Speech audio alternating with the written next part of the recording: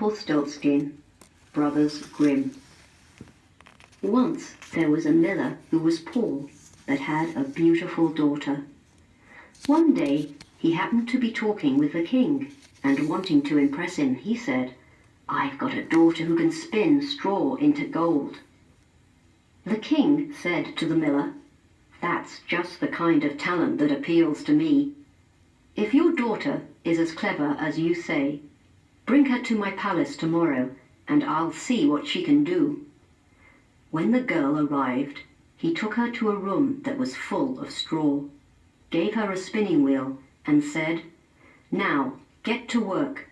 You have the whole night ahead of you, but if you haven't spun this straw into gold by tomorrow morning, you will die."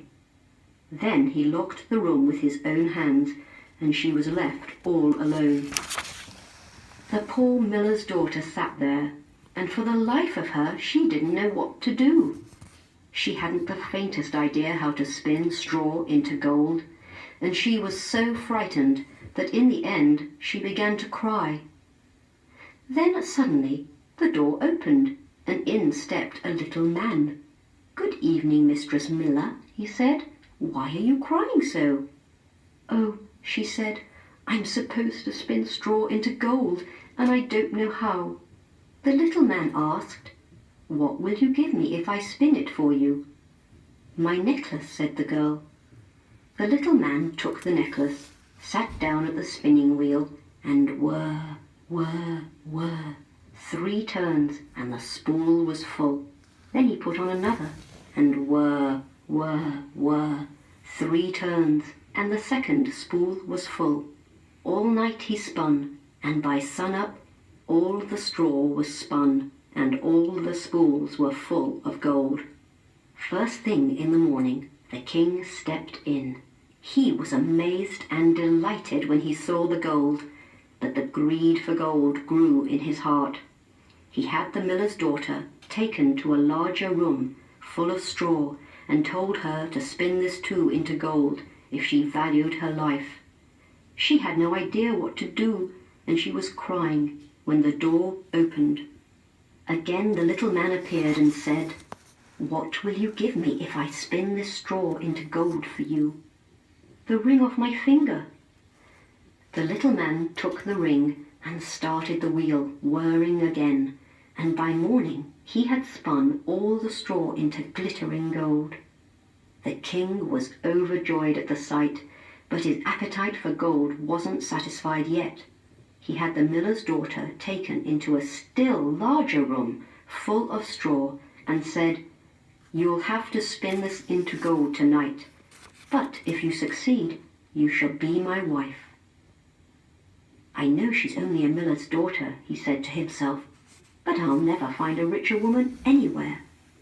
When the girl was alone, the little man came for the 3rd time and said, "What will you give me if I spin the straw into gold for you this time?" "I have nothing more to give you," said the girl. "Then promise to give me your first child if you get to be queen." "Who knows what the future will bring?" thought the miller's daughter. Besides, she had no choice. She gave the required promise, and again the little man spun the straw into gold.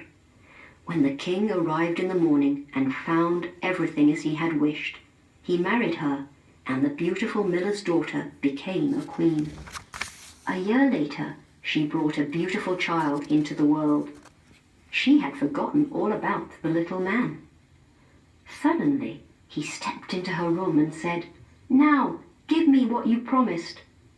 The queen was horrified. She promised him all the riches in the kingdom if only he let her keep her child. But the little man said, "No, I'd sooner have a living thing than all the treasures in the world." Then the queen began to weep and wail so heart-rendingly that the little man took pity on her. "I'll give you 3 days' time," he said. "If by then you know my name, you can keep your child." The queen racked her brains all night. She went over all the names she had ever heard, and she sent out a messenger to inquire all over the country what other names there might be. When the little man came next day, she started with Caspar, Melchior, and Balthazar, and reeled off all the names she knew. But at each one the little man said, "That is not my name." The second day she sent servants around the district to ask about names, and she tried the strangest and most unusual of them on the little man. "Could your name be Ribcage, or Mutton Chop, or Lace Legs?" But each time he replied, "That is not my name." The third day the messenger returned and said, "I haven't discovered a single new name, but as I was walking along the edge of the forest, I rounded a bend and found myself at the foot of a high hill, the kind of place where fox and hare bid each other good night. There I saw a hut, and outside the hut a fire was burning, and a ridiculous little man was dancing around the fire and hopping on one foot and bellowing, 'Brew today, tomorrow bake, after that the child I'll take, and sad the queen will be to lose it. Rumpelstiltskin is my name, but luckily nobody knows it.'" You can imagine how happy the queen was to hear that name.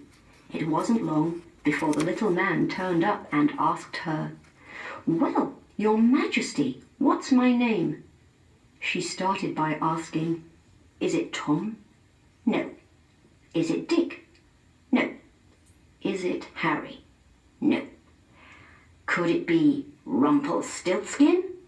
"The devil told you that! The devil told you that!" the little man screamed, and in his rage he stamped his right foot so hard that it went into the ground up to his waist. Then in his fury he took his left foot in both hands and tore himself in two.